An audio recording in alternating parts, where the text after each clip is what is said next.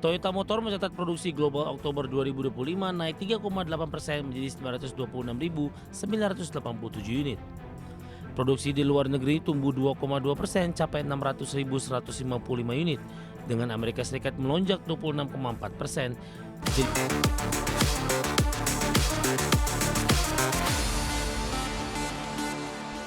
Toyota Motor mencatat produksi global Oktober 2025 naik 3,8% menjadi 926.987 unit untuk bulan kelima berturut-turut. Kenaikan ini didorong lonjakan hybrid di Amerika Serikat, meski Jepang dan China mengalami pelemahan. Toyota Motor mencatat produksi global Oktober 2025 naik 3,8% menjadi 926.987 unit. Produksi di luar negeri tumbuh 2,2% capai 600.155 unit, dengan Amerika Serikat melonjak 26,4% jadi 137.262 unit berkat permintaan kuat RAV4 Hybrid, Corolla Cross, dan Camry Hybrid. Di Jepang, produksi domestik naik 6,8% jadi 326.832 unit meski penjualan turun 4%. Sementara China alami penurunan produksi 6% dan penjualan 7% akibat berakhirnya subsidi. Penjualan global Toyota tumbuh 2% jadi 908.787 unit. Dengan hybrid sumbang 42% dari total 8,7 juta unit sejak Januari hingga Oktober, sementara BEV hanya di bawah 2%. Permintaan hybrid kuat di Amerika Serikat menutupi tantangan pasar domestik dan China dengan pemulihan pasca skandal sertifikasi 2024 dan lonjakan 2 digit kelima berturut-turut di pasar utama.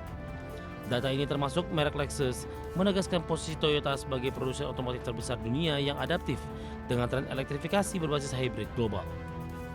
Pertumbuhan produksi Toyota didorong hybrid Amerika, tunjukkan ketahanan strategi multi-pathway di tengah dinamika pasar global yang beragam. Dari sumber Adexchen.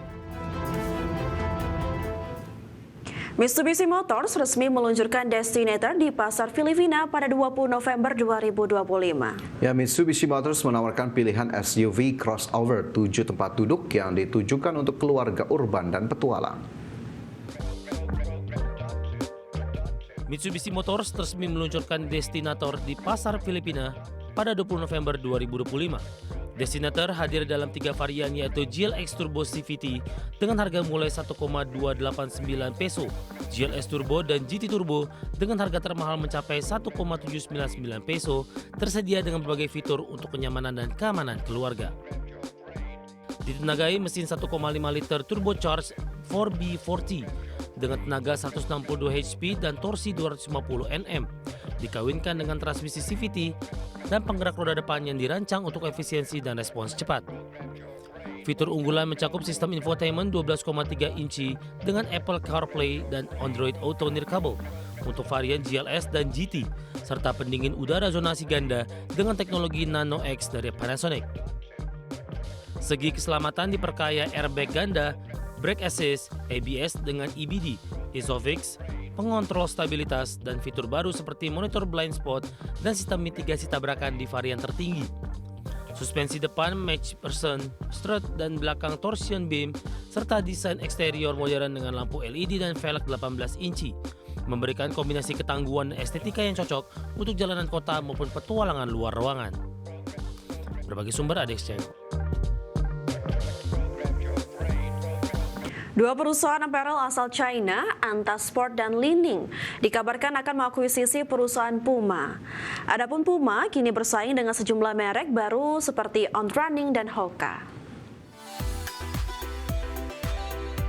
Perusahaan pakaian olahraga China Anta Sports Products Ltd menjadi salah satu perusahaan tertarik mengakuisisi perusahaan produsen pakaian olahraga asal Jerman Puma. Dilansir dari Bloomberg, Anta sedang mempertimbangkan untuk mengajukan penawaran. Sementara itu, perusahaan pakaian olahraga China lainnya Li-Ning juga dikabarkan tertarik untuk mengambil alih Puma yang berbasis di Jerman.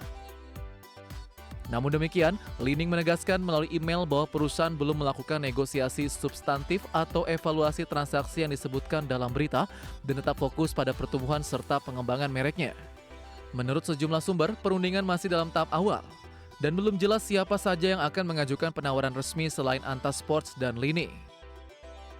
Adapun saat ini keluarga Pinault asal Prancis menguasai 29% saham Puma. dan mereka dikabarkan berharap mendapatkan penawaran dengan nilai tinggi. Dalam pasar pakaian olahraga yang semakin kompetitif dengan hadirnya merek baru seperti On Running dan Hoka, Puma kehilangan pangsa pasar dari pesaing besar termasuk Adidas. Berbagai sumber IDX Channel.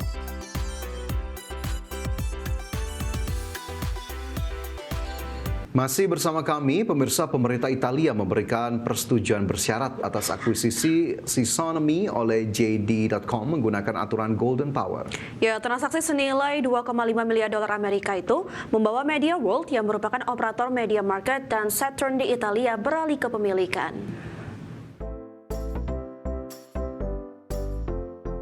Italia menyetujui akuisisi Sisonami oleh JD.com dengan menetapkan sejumlah persyaratan melalui mekanisme Golden Power. Aturan ini memungkinkan pemerintah memblokir atau membatasi transaksi yang berkaitan dengan aset strategis nasional. Meski disetujui, Roma tidak mengungkap perincian persyaratan yang harus dipenuhi oleh JD.com dalam proses pengambil alihan tersebut. Sebagai bagian dari transaksi 2,5 miliar dolar Amerika Serikat, brand MediaMarkt dan Saturn yang beroperasi di Italia melalui Media World akan resmi berpindah tangan ke JD.com. Dokumen pemerintah mencatat bahwa JD.com melalui Jingdong Holding Germany akan mengakuisisi sedikitnya 31,74% saham Sisonami. Langkah ini memperluas jejak raksasa e-commerce China di pasar retail elektronik Eropa. Sementara itu, persetujuan Italia diberikan di tengah meningkatnya kekhawatiran Eropa atas ekspansi perusahaan China dan potensi masuknya produk berharga rendah akibat tarif Amerika Serikat. Adapun JD.com terus mempercepat ekspansi globalnya, bersaing dengan Alibaba dan Amazon dalam memperluas jaringan e-commerce dunia. Kebijakan tarif pemerintahan Donald Trump menjadi faktor pendorong perusahaan China mencari pasar alternatif termasuk Uni Eropa. Berbagai sumber IDX Channel. Lonely Mountain Snow Riders, game ski kompetitif yang telah mencapai 1 juta pemain, akhirnya akan mendarat di PlayStation 5 pada 3 Desember 2025 dengan semua update konten yang telah dirilis sebelumnya. Pemain bisa menikmati lintasan salju indah secara solo atau balapan multiplayer online hingga 8 pemain dengan crossplay. Lonely Mountain Snow Riders, game ski kompetitif yang telah mencapai 1 juta pemain, akhirnya akan mendarat di PlayStation 5 pada 3 Desember 2025. Versi PS5 ini mencakup freestyle update terbaru dengan trick mode dan freestyle mode, favorit penggemar dari sequel Lonely Mountains Downhill. Siap hadirkan pengalaman lengkap bagi pemain baru. Pemain bisa menikmati lintasan salju indah secara solo atau balapan multiplayer online hingga 8 pemain dengan crossplay, termasuk mode kooperatif dan kompetitif di berbagai penggunaan menakjubkan. Tantangan utama meliputi trik berani, rekor waktu cepat, dan penemuan shortcut rahasia di lereng bersalju, sambil membuka peralatan, pakaian, dan trik baru seiring progres permainan. Harga versi PS5 ditetapkan $24,99 Amerika atau sekitar Rp415.000. Sementara DLC Highlanders termasuk harus dibeli terpisah, memberikan fleksibilitas bagi pemain yang ingin konten tambahan. Game ini menawarkan keseimbangan sempurna antara tantangan kompetitif dan suasana santai.